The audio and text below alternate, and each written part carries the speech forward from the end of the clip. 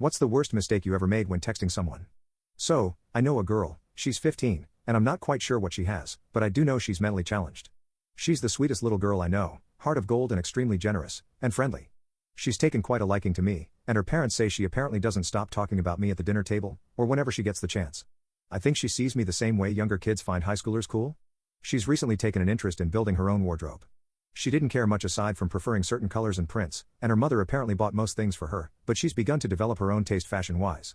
That said, I have several pairs of baggy pants I usually default to for comfort, and she noticed. She expressed to her mother that she wanted her own pair, but she wanted it to look exactly like my pants specifically. Now, baggy pants often have different looking fits depending on its dimensions and whoever's wearing them, and after hours of her mother taking her to different shops, they weren't able to find one that looked just like mine did, and fitted on her exactly like mine did. Lisa decided to send me a message once they reached the last shop, and she told me what she was doing. I go, I'll help. Like the dumb F that I am.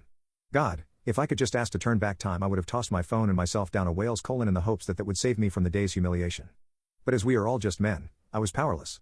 She found one that looked quite similar to mine, and she tried it on. She then sent me a picture of herself smiling and wearing the pants, but she told me she was still upset as it doesn't look as good as when you wear it. Alright, that's lovely. She's trying to copy me, very sweet of her. Unfortunately, I was busy when she messaged me. Not too busy not to be able to check my phone every now and then, but I definitely couldn't be on my phone for too long. So, I took a look at the picture she sent and decided it wasn't baggy enough and she had pulled the pair far too high up her waist. Again, I couldn't type for too long. I deliberately kept my responses short. I responded, bigger. Pull it down a little too, waistband should be around your belly button, perfect, right? Wonderful advice from a guy she thinks is cool. But no, of course not. I placed my phone back into my pocket, happy with myself. I thought about wearing the pants that matched the color of what she had tried on when we meet again. But God is not merciful.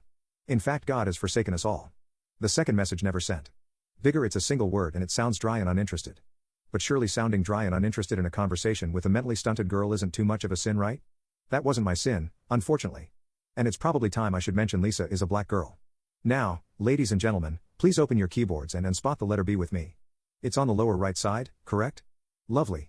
How wonderful is it that the letter N is also on the lower right side? Why, the letters are right next to each other. Surely, there is not a word that could be sabotaged by that simple little mistake? Well, there is. So I called Lisa the N-word. Hard are perfectly spelled.